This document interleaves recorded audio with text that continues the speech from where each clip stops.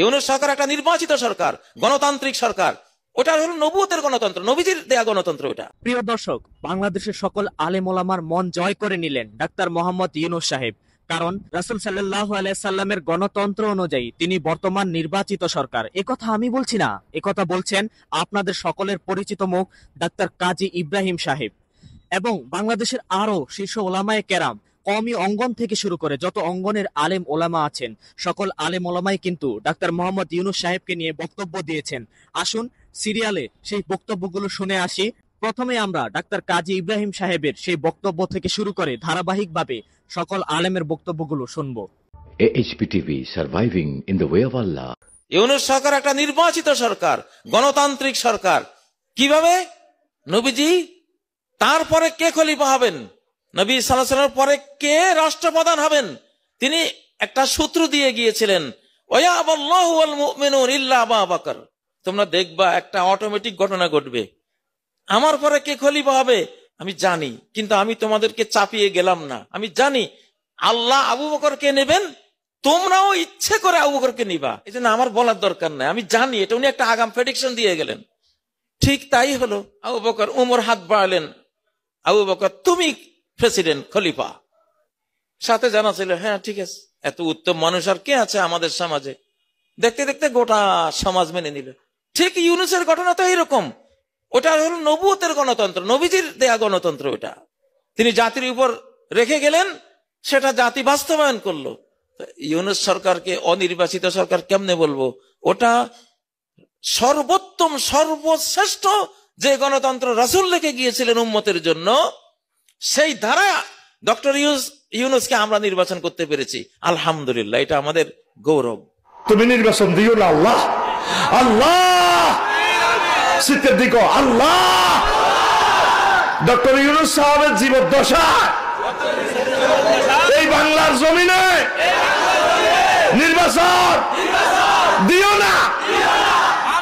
এই নিয়ামত তুমি আমাদেরকে দিছো, এই নিয়ামত তুমি চিনে নিও না আল্লাহ। আল্লাহ তাকে নেখায়াত দাও। সংস্কার ছাড়া নির্বাচনের দিকে এগোতে গেলে ছাত্র জনতা মাঠে নামবে, তাদের সাথে আমরা মাঠে নামবো। বরং এই নির্বাচন ঠেকাইয়া দিতে হবে। আগে সংস্কার, তারপর বিচার, সংস্কার, তারপর নির্বাচন। আমরা ক্ষমতার রাজনীতি করি না, করলে আমরা নির্বাচন চাইতাম। প্রফেসর ইউনূস সাহেব সংস্কার করে নির্বাচন দেবে। এই সংস্কারের প্রয়োজন যদি 1 বছর হয় 1 বছর সময় আমরা দেব, 2 বছর হলে 2 বছর দেব, কম বেশি যা লাগে দেব, কিন্তু সংস্কার না করে কোনো নির্বাচন মেনে নেওয়া হবে না। ইউনূসের মতো ব্যক্তি যদি বাংলাদেশের প্রধান উপদেষ্টা না হতেন, বিএনপির একজন লোকের নাম বলেন যিনি হলে এতদিন পর্যন্ত ভারত আপনাকে বরদাস্ত করতো, থাপ্পড় মেরে নামাই দিত। জামাতের কেউ থাকতে পারতেন না, চরমনার কেউ থাকতে পারতেন না, হেফাজতের কেউ থাকতে পারতেন না। ডক্টর ইউনূস বলেই বাংলাদেশ এখনো অক্ষত আছে, মাথা উঁচু করে স্বাধীনতা সার্বভৌমত্বের একটা বরত্ব এখনো ঘোষণা দেওয়ার সুযোগ আছে। ডক্টর মোহাম্মদ ইউনূস দুই নবীর নাম নিয়ে আছে, মোহাম্মদ আবার ইউনূস। দেশ পড়ছিল মহা বিপদে, বিপদে পড়লে কোন দোয়া করা লাগে? দোয়াও ইউনূস, ব্যক্তি মোহাম্মদ ইউনূস। আসছে সময় মতো। আমরা তাকে ইসলামিক স্কলার মনে করি না, তিনি ইসলামিক স্কলার নন। ইসলাম সম্পর্কে খুব বেশি জানেন তাও নন, কিন্তু এটা স্পষ্ট হয়েছে জাতির সামনে তিনি ক্ষমতা লোভী নন। মোহাম্মদ ইউনূসের জন্য আপনারা দোয়া করবেন। এদেশের দরিদ্র মানুষের কথা বলতে গিয়ে তিনি কান্না করে দিয়েছেন। এটা রাষ্ট্রপ্রধানের কত দরদ হলে এদেশের মানুষের জন্য কান্না করে। অথচ বিগত জীবনে কোন রাষ্ট্রপ্রধানকে দেশের মানুষের জন্য কাঁদতে দেখেছেন? তারা কেঁদেছে, বাবার জন্য কাঁদছে, মায়ের জন্য কাঁদছে, স্বজন হারা বেদনায় কাঁদছে। কথা বলেন না, ঠিক কিনা বলেন? আর সেই কাদাও তো আসল কাদা না, সব ছিল নাটকীয় কান্না। চোখে কোনো পানি নাই, খালি নাক মুছে। ঠিক কিনা বলেন? ভণ্ডামি কান্না কেঁদেছে। ডক্টর মোহাম্মদ ইউনূসের নেতৃত্বে ছাত্র জনতার রক্তের বিনিময়ে একটি নতুন বাংলাদেশ গড়ে উঠেছে। এই বাংলাদেশ কারো গোলামি করবে না, দাসত্ব করবে না, আপন মহিমায় মাথা উঁচু করে যোগ্যতার বলে দাঁড়িয়ে থাকবে। কথা বলতে হবে, ঠিক কিনা বলেন? আমাদের একটু ধৈর্য ধরেন। কয় বছর? 5টা বছর, 4 বছরই থাক, 4টা বছর আমাদের দাবি। আমাদের এটা কি? আমরা অপেক্ষা করি না, নেতারা মরতেন না, আপনারা বাঁচবেন, আপনারা বহুত কিছু করতে পারবেন। একটু অপেক্ষা করেন, 4টা বছর সুযোগ দেন, সারা পৃথিবীটা একটু বাংলাদেশকে চিনুক। কি বুঝেন? আপনি দেখছেন না থাইল্যান্ডে কি হয়েছে? আপনি দেখছেন না চীনে কি হয়েছে? অপেক্ষা করেন, আরো নতুন চমক আসতেছে। ডক্টর মোহাম্মদ ইউনূস না হয়ে অন্য কেউ আসলে এই দেশটা টিকিয়ে রাখা সম্ভব হতো না। আল্লাহ ব্যবস্থা করে, এমন একটা মানুষকে দিয়েছে যার একটা পরিচিতি আছে আন্তর্জাতিক মহলে। নোবেল প্রাইজ তা যারে তারে দেয় না, তাহলে আমাদের হাসিনাও পাইতো।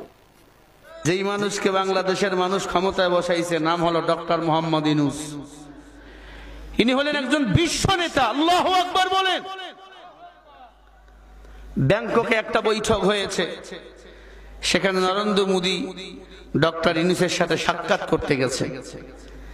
ডক্টর ইউনূস সাক্ষাৎ করবে, ডেট দিয়েছে, হ্যাঁ অমুক তারিখে সাক্ষাৎ করব। তার আগে বিশ্বের বড় বড় নেতাদের সাথে সফর করে এরপরে ব্যাংককে নরেন্দ্র মোদীর সাথে বৈঠক করতে গেছে। নরেন্দ্র মোদী আগে গিয়ে বইয়া আছে রুমের মধ্যে, বড় বড় সাংবাদিকরাও সেখানে বসে আছে। ডক্টর ইউনূস যখনই ঢুকছে সবাই দাঁড়িয়ে সম্মান করা শুরু করে দিয়েছে। আল্লাহু আকবার বলে। মোদী দাঁড়িয়ে গেল, সবাই দাঁড়িয়ে গেল। এরপরে নরেন্দ্র মোদীর সাথে ডক্টর ইউনূস কথা বলা শুরু করে দিল। ইংলিশে কথা বলতেছেন ডক্টর ইউনূস, মারহাবা বলেন। আন্তর্জাতিক ভাষা কি আরো জোরে বলেন। এখন মোদী তো ইংলিশ জানে না, মোদী নিয়ে আসছে দোভাষী। দোভাষী বোঝেন? ও শুই না মুদিরে হিন্দিতে কয়, क्या क्या है বলে এ বলতা হয়। ডক্টর ইউনূস তাক লাগাইয়া দিছে, ছোট্ট বাংলাদেশি হতে পারি কিন্তু আমি ইংলিশে সারা পৃথিবীতে বক্তব্য দিয়ে চলে চলে বলে আল্লাহু আকবার। নির্বাচন পরে দাও, শুধুমাত্র ডক্টর ইউনূসরে 5 বছর যদি রাখা যায়, আমার কাছে মনে হয় 55 বছরের পিছিয়ে যাওয়া বাংলাদেশটা 100 বছর পর্যন্ত অগ্রগামী উনি নিয়ে যেতে পারবে, ঠিক কিনা? ডক্টর ইউনূস কাজ করতেছে সবই, কিন্তু একটু ধীর গতিতে হচ্ছে। আপনারা জানেন স্বৈরাচার হাসিনা যে অর্থনীতিকে পঙ্গু করে বাংলাদেশ থেকে পলায় গেল, ওই জায়গায় কোন সরকার যদি ভোট পায় ক্ষমতায় যাইতো 6 মাস তারা টিকতে পারত না। আন্তর্জাতিক চাপে মানুষের ভিতরে এমন একটা বিদ্রোহ জ্বলে উঠতো, 6 মাসের মধ্যে তাকে পদত্যাগ করা লাগতো। জোরে কথা, ঠিক কথা বলেন? বুঝবার পারতেছেন না? আজকে যারা তাড়াতাড়ি ক্ষমতা নেওয়ার চিন্তা করতেছেন, ভাই বুঝবার পারতেছেন না যে দেশটা কোন জায়গাতে রেখে গেছে। মোহাম্মদ ইউনূসকে স্যালুট দেই, তিনি আজকে চীন সফরে গেছে, ফাইনাল খেলা শুরু করে দিয়েছে। আল্লাহু আকবার কর। ডক্টর ইউনূস গেছে চীনে, আর ভারতের ঘুম হারাম তাদের অন্তরের ভেতরে চিন চিন করা শুরু করছে। কথা কর না কে? তার কারণ স্বৈরাচার হাসিনা পালিয়ে যাওয়ার পরে ভারত কম ষড়যন্ত্র করেনি, ডোনাল্ড ট্রাম্পের কাছে পর্যন্ত গেছে, কোনো কাজ হয়নি। ডক্টর ইউনূস এমন খেলা দিয়েছে, ভারত উপকার। আজকে তামাম পৃথিবীর 27টা দেশের রাষ্ট্রদূত বাংলাদেশে আসছে, ডক্টর মোহাম্মদ ইউনূসের সঙ্গে আলোচনা করবে বাংলাদেশকে কিভাবে উন্নতি করা যায়। সুবহানাল্লাহ কোন। ডক্টর মোহাম্মদ ইউনূস বাংলাদেশ চালাচ্ছে। এই বছর আমরা যে ভালো আবহাওয়া পেয়েছি, এত ভালো আবহাওয়া গত 16 বছর পাইনি। কথা বল না কে? সাহেব আল্লাহ তারকে দীর্ঘ হায়াতের তাইয়্যিবা দান করুন বলেন আমি। এবং যতদিন বেঁচে আছে আর মাথা শরীর ঠিক আছে, জবান ঠিক আছে, ততদিন ওই চেয়ারে রাখেন ওকে। ইলেকশন বহুত হয়েছে, বহুত ভোট দেখেছি, নেতা দেখেছি, ওগুলো আর দেখতে দরকার না, দেখতে চাই। ওকে বসান, এই দেশ উন্নত হবেই হবে। ছাত্র ভাইরা তোমরা শক্ত হাতে দেশের দায়িত্ব বহন করো, তোমাদের সাথে আমরা আছি। আমরা সৎ নির্ভীক নেতা চাই যারা দেশ ও জাতির কল্যাণে কাজ করবে। চোর বাটপারে গুন্ডাদের আমাদের দরকার নেই। এই যে দেখেন কিছুদিন আগে আমাদের বর্তমান নেতা ডক্টর ইউনূস, উনি সব রাজনৈতিক নেতৃবৃন্দদেরকে ডেকেছেন একটা ইস্যুকে কেন্দ্র করে। তার মানে গোটা বাংলাদেশ এক হয়ে গিয়েছে। আমরা সবাই উদ্বেলিত হয়েছে, উচ্ছ্বসিত হয়েছে, ঠিক কিনা বলেন? রাজনৈতিক নেতাদেরকে ডেকেছেন উনি, আমরা এক হয়েছি। এরপরে ধর্মীয় অঙ্গনের যে লিডাররা, বিভিন্ন ধর্মের, শুধু মুসলিম না, সবাইকে ডেকেছেন, আমরা ঐক্যবদ্ধ হয়েছি। এটাকে বলে ন্যাশনাল ইউনিটি, জাতীয় ঐক্য। ডক্টর ইউনূসকে যদি 5 বছর আপনারা থাকতে দেন, আমাদের বিশ্বাস 55 বছরের পিছিয়ে পড়া বাংলাদেশকে 5 বছরে 100 বছর পর্যন্ত টেনে নিয়ে যেতে পারবে ডক্টর ইউনূস। এজন্য কেউ যখন কোনো ভালো কাজ করবে হোক সে আমার দলের না, হোক সে আমার মতের না, কিন্তু দেশের জন্য, সমাজের জন্য, রাষ্ট্রের জন্য যদি ভালো কাজ করে, তার ভালো কাজটাকে সাপোর্ট দেওয়ার দরকার আছে না নাই? ডাক্তার ইউনূস সাহেব আমার যতটুকু মনে হয় দেশপ্রেমিক মনে হচ্ছে, এবং দেশের কল্যাণের জন্য এখন পর্যন্ত তার পদক্ষেপগুলো আমরা লক্ষ্য করেছি। এটা আমাদের বাংলাদেশের এবং রাজনৈতিক দল হিসাবে তার সহযোগিতা করা দেশের কল্যাণের জন্যে, মানবতার কল্যাণের জন্যে, এটা আমরা দায়িত্ব কর্তব্য বলে আমরা মনে করছি। আজ এই হেফাজতে ইসলামের মঞ্চ থেকে অন্তর্বর্তীকালীন সরকারকে আমি স্বাগত জানাই, তাদেরকে আহ্বান জানাই, বলতে চাই দেশ ও জনগণের পক্ষে আপনারা যে কাজ করবেন তার প্রতি আমাদের অকুণ্ঠ সমর্থন থাকবে। ডক্টর ইউনূস সাহেব উনি বাংলাদেশে আর একজনকে নিয়ে আসছেন যার নাম আশিক চৌধুরী, একজন ব্যাংকার,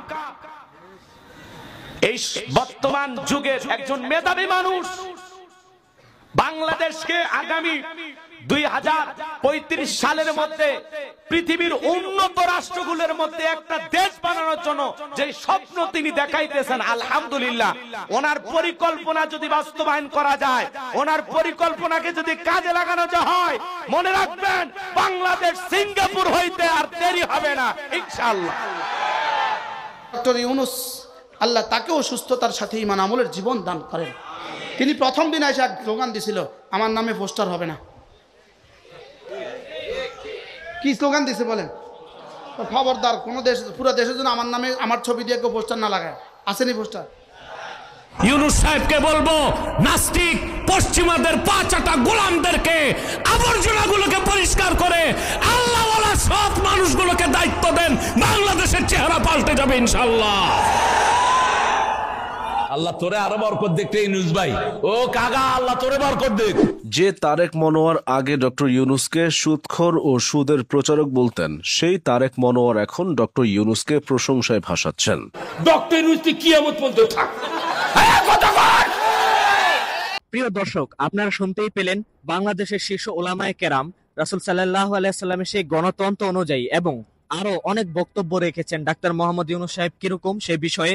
তো আপনার মনেও এরকম বক্তব্য থাকতে পারে, অবশ্যই বলে যাবেন আমাদের কমেন্ট বক্সে। যদি ডাক্তার ইউনূস সাহেবকে নিয়ে আপনার কোনো ধারণা থাকে বা তাকে আপনি ভালোবাসেন বা যে কোনো বক্তব্য হতে পারে, আপনি কমেন্টে বলে যাবেন আপনি কার পক্ষে আছেন এবং ডাক্তার ইউনূস সাহেব কেমন, অবশ্যই কমেন্টে বলে যাবেন। আপনার কমেন্টের অপেক্ষায় থাকবো আমরা। দর্শক মন্ডলী, ভিডিওটি যদি ভালো লাগে অবশ্যই ভিডিওতে লাইক দিয়ে আমাদের চ্যানেলটি সাবস্ক্রাইব করে পাশে থাকবেন। বিদায় নিচ্ছে এখানেই, তবে দেখা হবে পরবর্তী কোনো ভিডিওতে। সেই পর্যন্ত সবাই ভালো থাকবেন, সুস্থ থাকবেন। আমি Mainuddin Niloy, AHP TV, Dhaka, Bangladesh. Subscribe করুন AHP টিভিতে। AHP TV, surviving in the way of Allah.